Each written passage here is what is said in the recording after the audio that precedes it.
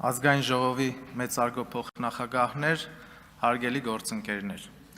Ելույթը սկսեմ շնորհակալություն հայտնելով քաղաքացիական պայմանագիր կուսակցության վարչությանը եւ քաղաքացիական պայմանագիր խմբակցությանը ինձ ցուցաբերած վստահության, տարածաշրջանային եւ եվրասիական ինտեգրման հարցերի մշտական հանձնաժողովի նախագահի պաշտոնում ինձ առաջադրելու համար։ Վերջին տարիներին մենք ականատես ենք եղել լոգիստիկ հաղորդակցությունների խափանումների, տնտեսական ավանդական կապերի խզման, գերտերությունների միջև բևեռացման խորացման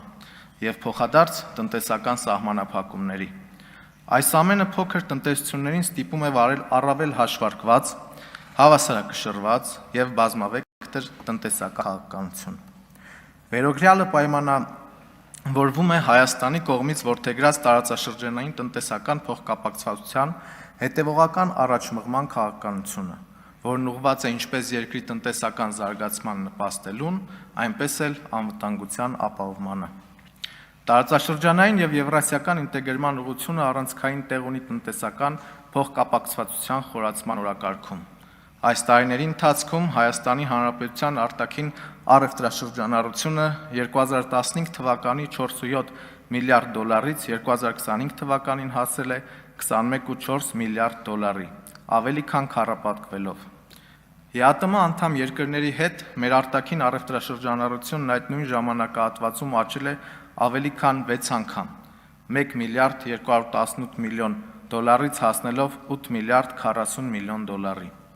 Այսօր Հայաստանի արտաքին առևտրաշրջանառության շուրջ 37.5%-ը բաժին է ընկնում ԵԱՏՄ երկրներին, բայց այստեղ ես ուզում եմ առանձնահատուկ ընդգծել մեկ կարևոր հանգամանք։ Հայաստանի տնտեսական քաղաքականությունը չի սահմանափակվել մեկ շուկայով կամ մեկ ինտեգրացիոն ուղղությամբ։ Նույն ժամանակահատվածում Եվրամիության երկրների հետ մեր արտաքին առևտրաշրջանառությունը 1 միլիարդ 220 միլիոն դոլարից հասել է 2 միլիարդ 502 միլիոն դոլարի, ԱՄՆ-ի հետ 162 միլիոնից 348 միլիոն դոլարի, Իրանի հետ 276 միլիոնից 768 միլիոն դոլարի, իսկ Չինաստանի հետ 481 միլիոնից հասել է 2 միլիարդ 641 միլիոն դոլարի։ Այս թվերը կարևոր են ոչ միայն որպես տնտեսական վիճակագրություն, դրանք ցույց են տալիս, որ Հայաստանի տնտեսությունը կարողացել է ընդլայնել իր կապերը տարբեր ուղղություններով, եւ իմ պատկերացմամբ առաջիկա տարիների մեր խնդիրներից մեկը պետք է լինի այդ հնարավորությունների առավել արդյունավետ օգտագործումը եւ տնտեսական կապերի շարունակական դիվերսիֆիկացումը։ Հարգելի գործընկերներ,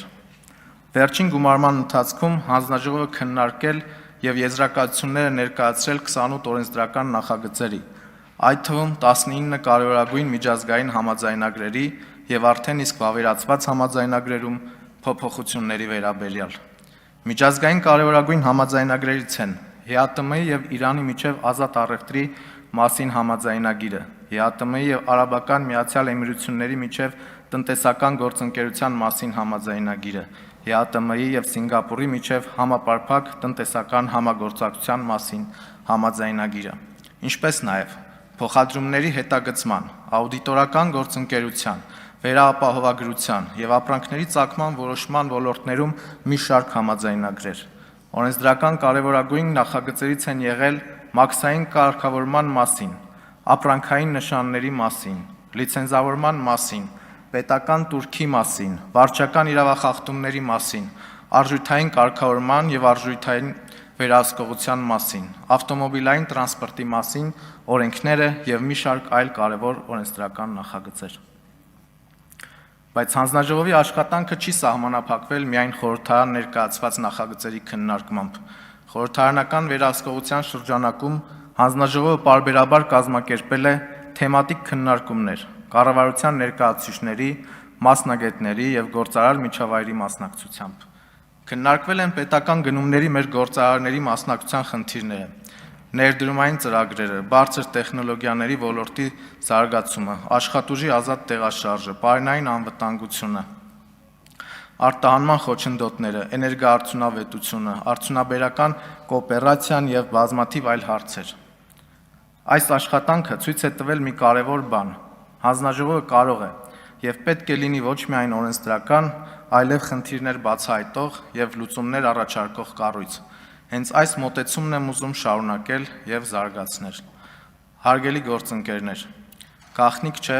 որ այսօր մեր տնտեսվարողները շարունակում են բախվել ԵԱՏՄ շուկայում ապրանքների եւ ծառայությունների ազատ տեղաշարժը խոչընդոտող որոշակի խնդիրների։ ԵԱՏՄ պայմանագրի հիմնարար սկզբունքներից մեկը անդամ պետությունների տարածքով ապրանքների ազատ տեղաշարժն է։ Ուստի մեր հանձնաժողովի առաջիկա աշխատանքի կարևոր ուղղություններից մեկը պետք է լինի առկա խոչընդոտների, բացառումների եւ սահմանափակումների բացահայտումն ու դրանց վերացման ուղղությամբ հետեւողական աշխատանքը։ Ես կարևոր եմ համարում նաեւ հանձնաժողովի արագ արձագանքման մեխանիզմների ձևավորումը, որպեսզի մեր տնտեսվարողների բարձրացրած խնդիրները չմնան միայն գրավոր հարցումների կամ երկարատև միջգերատեսչական քննարկումների մակարդակում։ Պետք է կարողանանք արագ արձագանքել, բարձրացնել հարցը նաև գործընկեր խորհրդարանների առջև եւ հասնել գործնական լուծումների։ Հարգելի գործընկերներ, ես կարծում եմ, որ առաջիկա գումարման համար հանձնաժողովի առջև դրված խնդիրը պետք է ավելի լայն լինի։ Տարածաշրջանային եւ եվրասիական ինտեգրումը չի կարող սահմանափակվել միայն Եվրասիական տնտեսական միության շրջանակներով։ Հայաստանի ապագա տնտեսական հնարավորությունները մեծապես կապված են տարածաշրջանային կապերի զարգացման հետ։ Այստեղ ես առանձնահատուկ կարևորություն եմ տալիս մեր խաղաղության օրակարգին։ Խաղաղությունը միայն պատերազմի բացակայությունը չէ։ Խաղաղությունը նաև տնտեսական կապերի, հաղորդակցությունների, առևտրի, ներդրումների եւ մարդկանց միջև կապերի զարգացման հնարավորությունն է։ Եթե խաղաղության գործընթացը շարունակվի եւ ամրապնդվի, ապա տարածաշրջանի երկրների միջև տնտեսական եւ քաղաքական հարաբերությունների նոր հնարավորություններ են ձևավորելու, եւ այդ նոր իրականությունը պահանջելու է նաեւ ակտիվ խորհրդարանական դիվանագիտություն։ Ես հանձնաժողովի ապագա աշխատանքի կարևոր ուղղություններից մեկը հենց սա եմ տեսնում։ Հայաստանը պետք է կարողանա իր խորհրդարանական գործիքակազմով մասնակցել տարածաշրջանային նոր օրակարգի ձևավորմանը։ Վրաստանի հետ պետք է շարունակենք աշխատել տնտեսական կապերի խորացման, առևտրաշրջանառության, ավելացման եւ փոխադարձ օրենսդրական խոչընդոտների բացահայտման ուղղությամբ։ Իրանի հետ պետք է առավել արդյունավետ օգտագործենք մեր ունեցած հնարավորությունները, զարգացնելով առևտրային հարաբերությունները, ընդլայնելով տնտեսական համագործակցության շրջանակը եւ ամրապնդելով Հայաստանի դերը որպես Իրանի եւ ԵԱՏՄ-ի միջև ցամաքային կապի կարևոր օղակ։ Թուրքիայի հետ հարաբերությունների հնարավոր նոր փուլերում հանձնաժողովը պետք է պատրաստ լինի իր լիազորությունների շրջանակում նպաստելու տնտեսական կապերի հաստատման համար անհրաժեշտ օրենսդրական եւ խորհրդարանական աշխատանքին։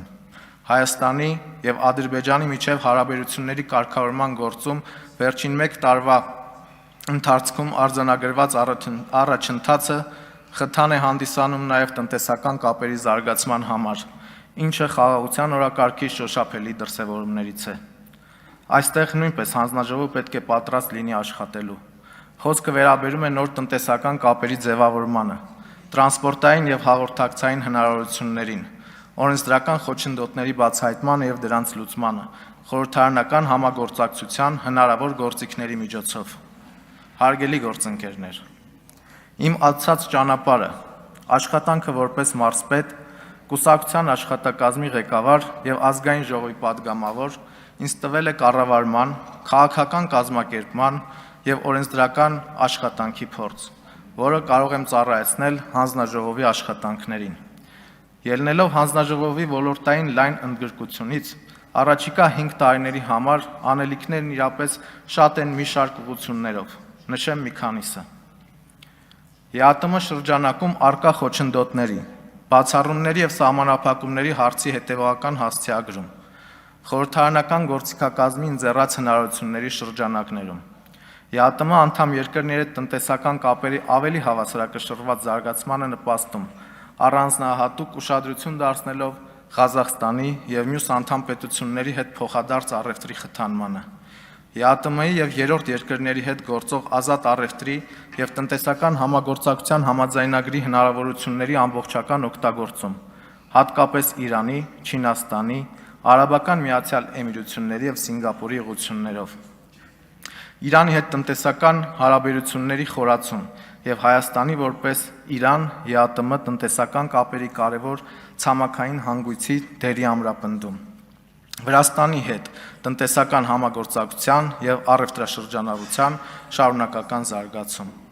Թուրքիա եւ Ադրբեջանի հետ հարաբերությունների հնարավոր նոր փուլերում անհրաժեշտ օրենսդրական եւ խորհրդարանական աշխատանքին պատրաստ լինել եւ այդ հնարավորությունները ծառայեցնել Հայաստանի տնտեսության զարգացմանը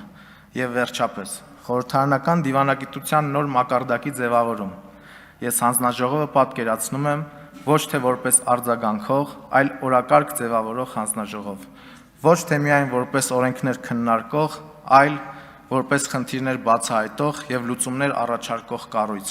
ոչ թե միայն որպես արտաքին գործընթացներին հետևող մարմին, այլ որպես Հայաստանի խորհրդարանական դիվանագիտության կարևոր հենասյուն։ Հարգելի գործընկերներ,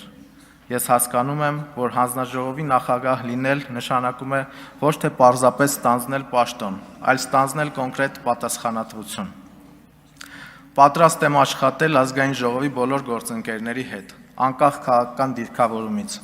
երբ խոսքը վերաբերում է Հայաստանի Հանրապետության շահերին։ Ակնկալում եմ բոլոր գործընկերների կառուցողական ներգրավվածությունը։ Գիտակցում եմ, որ մեզ սպասում են հաճախ թեժ քննարկումներ, միևնույն ժամանակ վստահ եմ, որ մեր երկրի շահերը պահանջում են խորհրդարանում գուցե թեժ, բայց գործնական եւ բովանդակային դիսկուրսի ծավալում միտված ռազմավարական լուծումներ առաջարկելուն։ Պատրաստ եմ նաև շարունակել այն աշխատանքը, որ արդեն իրականացրել է հանձնաժողովի կողմից, բայց միաժամանակ այն բարձրացնել նոր մակարդակի, հաշվի առնելով տարածաշրջանում ձևավորվող նոր իրողությունները։ Մեր առաջիկա տարիների կարևորագույն խնդիրը պետք է լինի խաղաղության հնարավորությունները վերածել զարգացման հնարավորությունների, իսկ դրա համար Հայաստանին անհրաժեշտ է ակտիվ, նախաձեռնող եւ պրոֆեսիոնալ խորհրդարանական դիվանագիտություն։ Ես պատրաստ եմ իմ աշխատանքային ներուժը ծառայեցնել հենց այդ նպատակին։ Շնորհակալություն։